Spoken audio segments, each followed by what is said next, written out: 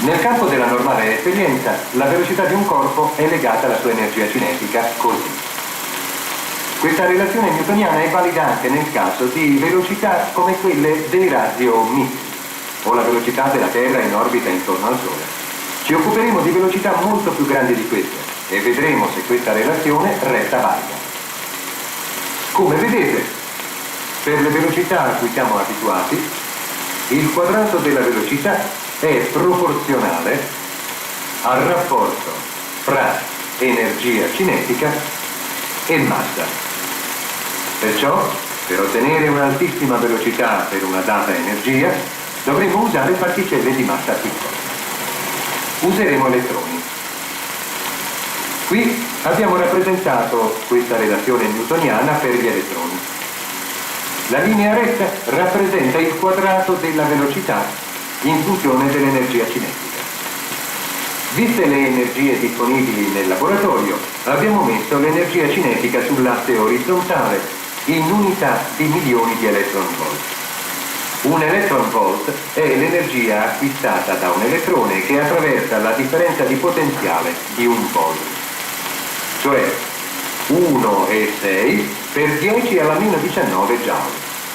Sull'asse verticale sta il quadrato della velocità in unità di 10 alla 16 metri al quadrato per secondo quadrato.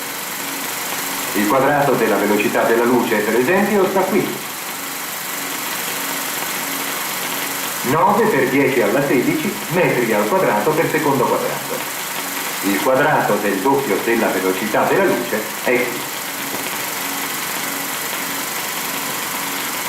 Secondo la relazione di Newton, quando abbiamo milioni di electron volt, ci aspettiamo velocità che arrivano qua. Queste velocità sono enormi in confronto alla velocità della Terra in movimento intorno al Sole, che dovremmo indicare circa qua giù, del tutto invisibile su questa scala. Per questi esperimenti alle altissime velocità lavoreremo con l'acceleratore lineare dell'NIT ed ecco qui l'apparecchiatura che useremo. Questa è la sorgente di elettroni. Sono emessi da un catodo rovente nel vuoto qui. Tra parentesi, ecco qui la cinghia del nostro generatore elettrostatico Van de Graaff. Quando il generatore elettrostatico è in funzione, la differenza di potenziale tra i suoi terminali, fra qui e qui, è sul milione di volt. A causa di questa tensione che è distribuita uniformemente da queste placche, in questa regione c'è un campo elettrico che agisce sugli elettroni mentre vanno dal cannone elettronico che è qui, dove è posto il catodo rovente, attraverso i fori nelle placche fino qui. Quando gli elettroni arrivano qui, hanno un'energia cinetica pari alla loro carica per la tensione sul Van de Graaff. Poi gli elettroni attraversano questo tubo metallico in cui c'è il vuoto e non ci sono campi elettrici, e a causa di questo fatto essi viaggiano oltre senza più cambiare la loro velocità. Prima di seguire oltre gli elettroni, vi faccio notare che il cannone elettronico non è acceso in continuità, ma è acceso periodicamente da questo impulsatore per un tempo brevissimo, 3 per 10 alla meno 9 secondi, cioè 3 millimicrosecondi. Questo tempo è piccolo in confronto a tutti gli altri tempi del nostro esperimento. Così noi abbiamo tanti elettroni che formano un gruppetto e il gruppetto si muove compatto. Misureremo la velocità di questo gruppo, ma dato che ogni elettrone del gruppo possiede la stessa energia o la stessa velocità, questo sarà come misurare la velocità di ciascun elettrone. Seguiamo un gruppetto di elettroni. Il gruppo attraversa questo tubo di metallo senza essere disturbato, attraversa questa valvola di metallo che è aperta, oltrepassa questa parete e qui entra nel tubo metallico dell'acceleratore lineare. Ora per quasi tutti gli esperimenti che faremo l'acceleratore lineare non sarà in funzione. Tutto questo macchinario complicato non ci servirà a niente. Noi useremo soltanto il tubo metallico che sta qui dentro. Il tubo non contiene niente, non c'è né aria né campo elettrico e costituisce un buon percorso per il nostro gruppo di elettroni che può viaggiare liberamente per l'intera lunghezza del tubo metallico. Per trovare la velocità degli elettroni si misura il tempo in cui gli elettroni vanno da un'estremità del tubo all'altra. L'istante iniziale sarà quello in cui gli elettroni entrano nel tubo. Misureremo il tempo impiegato da un gruppo di elettroni per andare da qui, attraverso il tubo,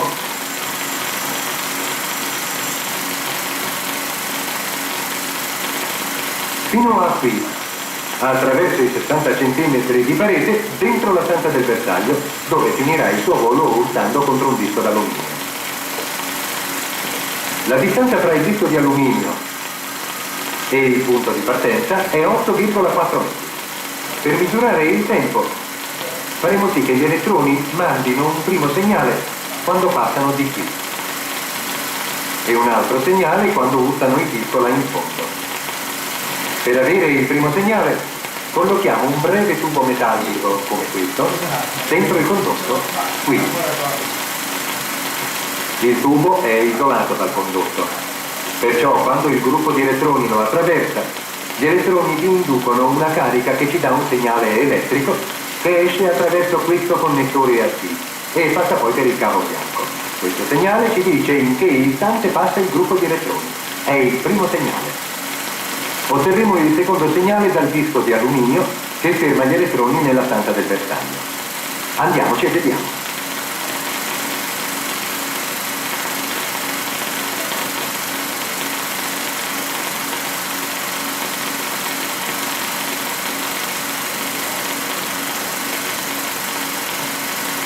Ecco la stanza del bersaglio. Questo è il tubo che abbiamo visto entrare dall'altra parte di questa spessa e robusta parete.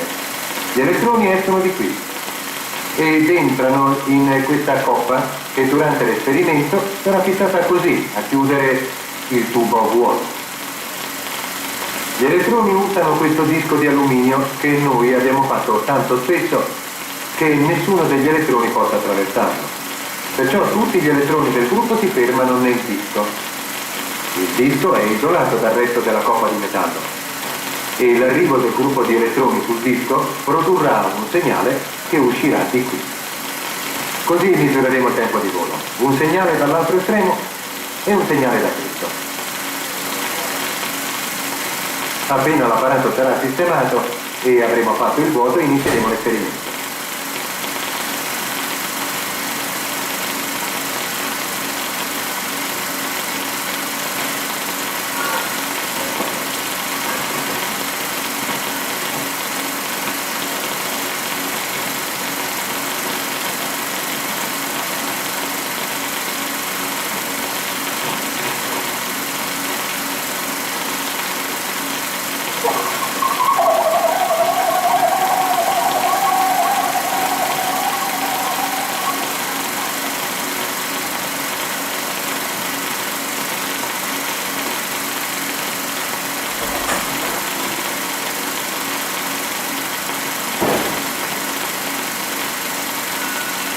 Nel tubo dell'acceleratore il vuoto è buono. Il Van de Graaff funziona piuttosto bene. E ora invieremo